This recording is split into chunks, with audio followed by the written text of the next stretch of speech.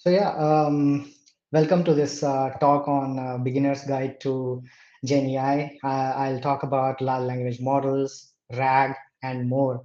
We'll talk about vector databases and all.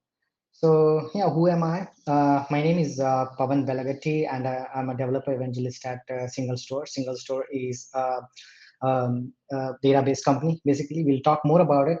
Yeah, this is my agenda.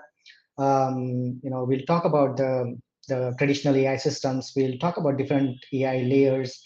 We'll talk about where Gen AI fits in these layers. We'll talk about machine learning.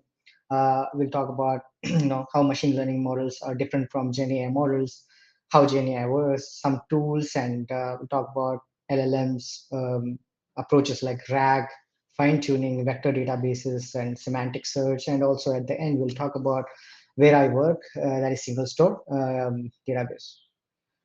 So yeah, I mean, we have been using these AI tools from many years now, like Alexa and Siri.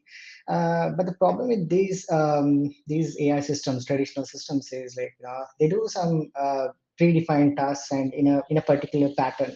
They don't produce anything new. For example, if you ask Alexa produce a new song or generate a content, it can't do that because the engineers have fed something and the same output comes out if you do it repetitively. That's where gen AI systems are much better compared to AI systems, right? They gen AI, as the name suggests, it's more about generating something new. So yeah, so let's talk about different layers of AI here. So as you can see in the image, it's very clear. Under AI, we see there is machine learning and there is deep learning, and under deep learning there is generative AI, generative artificial intelligence. That's where we are more interested in, and all the companies are going towards this route. And under generative AI, you can see large language models, GPT, right, GPT-4 and chat GPT. We all know GPT is a family of AI models built by OpenAI. And yeah. So why everybody is talking about Gen AI now? Right? If you go to Google Trends and try to search for this term Gen AI, you'll see the upward trends. That's what most of the folks around the globe are searching for, this particular keyword. I mean, like they want to learn, and all the companies wants to embrace Gen AI into their products and services in one or the other forms. You can go and do this. Actually, see yourself how the trend is going up and above, right? So after AI, there was a thing, right? We should talk about machine learning, the next layer, right? ML is basically a subfield of AI that gives computers the ability to learn and understand without basically not just by programming, right?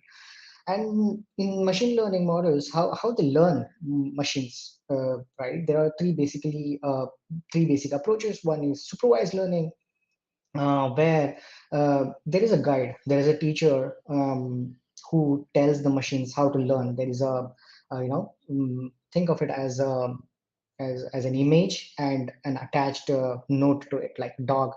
What's the image and the text dog, right? That's how the text is fed. That's how they are trained in supervised learning.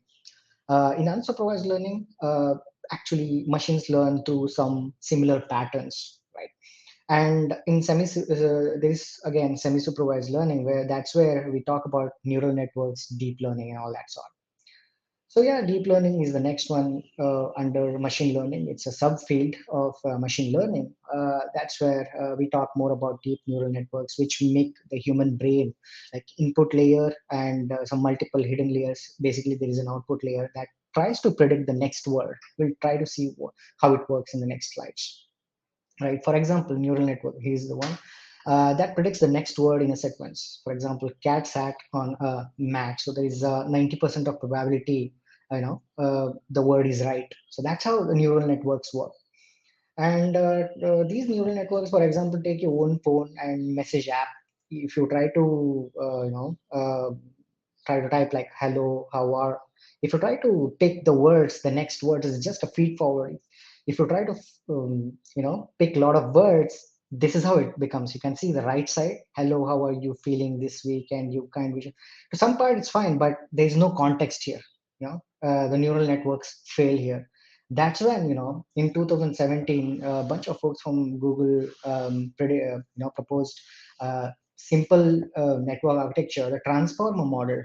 based, that's solely on based on the attention mechanism. Right? The paper is called Attention is All You Need. I mean, whoever is in AI ML, they all know about this paper.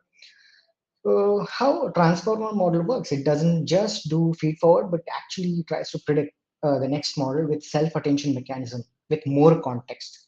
Like this, for example, right? And write a story once upon it tries to predict, take the output of the next output and then take that as an input and then predict the next word. So in a sequence. Here's again one more example. My name is, again the is taken into account, and my name is that. So that's how, with almost 99% accuracy, that's how Chat GPT and all models, GPT and models work upon, right? So how we saw both, right? Traditional neural networks and transformer model. Traditional neural networks basically just do feed forward. They don't do much. There is no self attention mechanism. But here you can, there is a self attention and more context is involved in transformer models, right? So basically, this is where we are more interested about after deep learning. In the deep learning, there is generative AI, right? So what is generative AI? Basically, it's a type of artificial intelligence technology that can produce various types of content, including text, audio, video, and all the synthetic data, right? So I have taken an example of OpenAI. These are the models: GPT, DALL-E, Codex. One can produce output in the form of text, one with image, and one with code.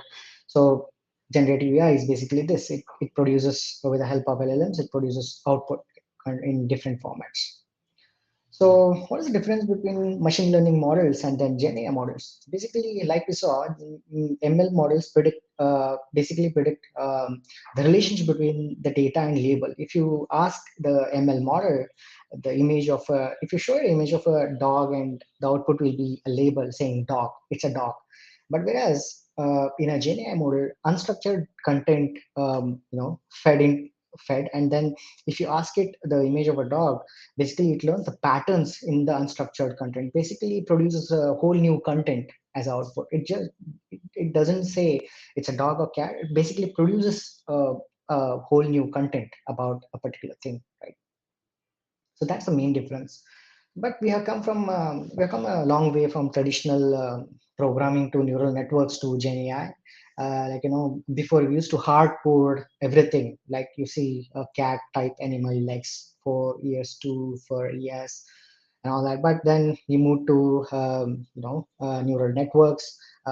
We showed the image of a cat, and we told the machine that this is cat and this is not a cat. And if you ask it, is this a cat? It is to say yes, it's a cat. And then now we have generative AI models like Lambda, GPT, Palm, and if you tell the machine, tell the large language model, go read this huge pile of books, it does that, and you can ask it, hey, now you know that a lot of concepts about cat. Can you write something about cat, or what's cat? It's gonna write a good amount of. It's just like a blog. It can write more, right? So how Genai works? Basically, traditional AI, if you images of dogs, trained model, just it's a discrimination model. It just says it's a dog. It's this is not a dog. It can't produce anything. Whereas Genai, the trained model from various sources, if you ask a prompt like what is dog, it can actually, we saw that right in the previous slide. It basically produces a whole new content like an article or blog. These are some of the Genai models: bar, ChatGPT, DALL-E, Stable Diffusion, and Midjourney. And yeah, this is about large language models. Generative applications are built using these large language models. Basically, a query goes in, and the large language model um, gets the output. And these are the basic components of a large language model, LLM. Basically, you need data from various sources and then an architecture. You know the architecture, it's a transformer model architecture, basically, and then training the model. So that's when a large language model gets built. These are the basic components. So a large language model, there are two things. One is input data. Sorry, there are four things. One is input data, and then the training. And then after training from various sources, there's adaptation mechanism where you can use that LLM to do various different tasks for you, like creative writing, answering questions, text summarization, language translation, and all that sort. That's what most of the companies are interested about, right? So how LLMs basically learn, like we saw input data, the LLMs are fed with a lot of input data from various sources, Wikipedia, books, scientific papers, and all that, YouTube videos, and all.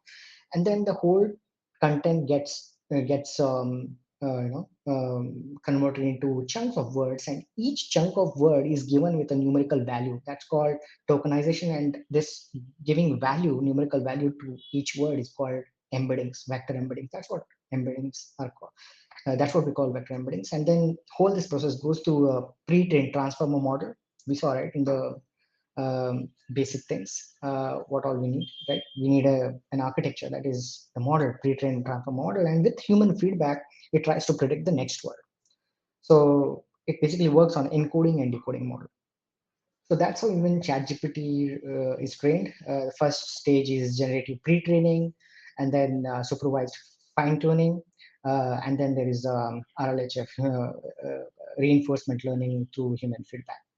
Um, yeah, and but these LLMs have some limitations. They can produce more of generic content, and yeah, now they are becoming more sophisticated. But if what if you are in working in a law firm? What if you are in a you're doing some clinical research and all that? But it can't. There's no vocabulary. It can't. It's not specialized in vocabulary, and there might be some missing context and not tailored outputs. So basically, user query gets it can give you hallucinated answers, biased answers. So for that, and yeah, you can see this hallucination leaderboard. ChatGPT is the one that gets less hallucinated, right? Right, and the possible solutions for not to mitigate this hallucination is there are three basic approaches. One is fine tuning. Next one is prompt engineering, and the third one is retrieval augmented generation, what we call RAG. So let's go into these approaches one by one. Fine tuning. So basically, you can see the base model here. The fine tune model is this. Right? It can tell me how to fine tune a model. This is how it gets. It gives you the base model, and this is how fine tune model works. Like basically gives you a more sophisticated answer. So what happens here? Domain specific data set is introduced apart from the pre-trained LLM.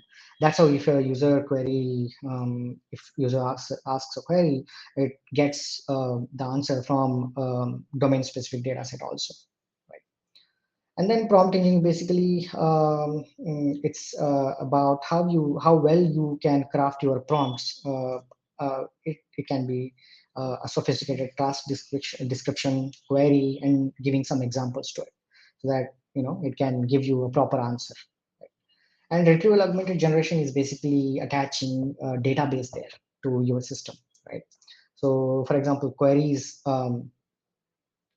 Think, for example, someone is asking a query to the large language model, and the query also gets converted into an embedding model, and then it goes through the vector DB, a database called vector database, since it stores vectors, and the context is retrieved from there, and again it goes to a large language model to respond back to the user.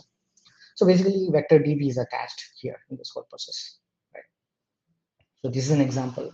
Question is asked by a person, and then retrieval query, and it retrieves the text, and again it goes to a LLM, and then to give you a response back. So in vector database, the related words are grouped together. We saw, right, every word is represented in a numerical format. That's how a dog is represented. Just for example, is represented this way, and puppy can be represented this way. Since dog and puppy are more similar in nature, they are grouped together in a three-dimensional space in vector database. Vector embeddings, again, right? So, for example, I'm using this Postman API platform. If you say hello earth for input hello earth, this is the type of embeddings you're going to receive. You can just try it. You can go to Postman and then try this, how the embeddings look like for a particular input, right? Again, the same similar type of objects are grouped together. I'm trying to talk more about embeddings here. Yeah, for example, again, Pawan is a developer evangelist at a single store. Each word is converted, sentences converted into chunks of words, and each chunk of word is given a numerical value like this, and they're all stored in a vector database. Okay. Again, the same process. External data gets into split the the data gets split into chunks of words. That's we call what we call tokenization, and every word is assigned with a numerical number. That what we call embeddings, vector embeddings, and then it is all stored in a vector database. Okay, semantics. So how does a vector database, when a user query comes in, how does it know? How does it search? Right. That's where semantic search comes into. This is type of search where similar type of sentences, words are grouped together. So instead of finding the exact word, it basically finds the nearest neighbor.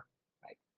So there are different, again, there's one more, cosine similarity is one of the search methods. We use dog and puppies together. That's why they are together. And unrelated, if it's unrelated, A and B, you can see it's far apart, and opposite is just like opposite, how it is shown here. And so, yeah, in traditional databases, the objects are stored in rows and columns format, but in vector database, the uh, the high dimensional data is stored in the form of vectors, right? Unstructured data. So that's the basic example. The data from different sources goes through an embedding model, gets converted into vectors, and then vector database holds this data, stores this data. That's where single store, where I work, comes into play. We are not just a vector database. We big companies use us for real-time analytics. So you can, there is unstructured data which goes through an embedding model. For example, text embedding ADA002 from OpenAI, and then it gets converted into vector embeddings and can be stored in a vector database like single store. Okay. So, for example, take for example in your university or in school, if you have given a project like mm, need to talk or write about solar, write an essay about solar system, what LLM can do is like it can write an amazing article. But if you ask it a particular, very very specific question like, hey, how many moons does Jupiter have? LLM can't answer that. Whereas RAG has that has specialized key that has a vector database. It retrieves the data from there, and then it can easily answer saying like, "Hey, Jupiter has 79 moons." So hey, these are some of the LLMs use cases like content generation, summarization, translation. Right? Companies are using them for chatbots. Right. So examples of LLMs again, GPT by OpenAI, Lambda by Google, Llama by Meta, Cloud A by the AI company called Anthropic. So yeah, single store DB delivers built-in similarity search on vectors to add memory for your generative applications. You can build amazing generative applications with in just few minutes using single store. It's basically a database. People use us as a vector database, and we help with semantic search, dot product, all that. So yeah, once you sign up for the first time, go to singlestore.com. If you sign up for the first time, you're gonna receive $600 for worth free credits, and you can just play around singlestore.com using it as a vector database. And also we have notebooks feature where you can do a lot of analysis and all that.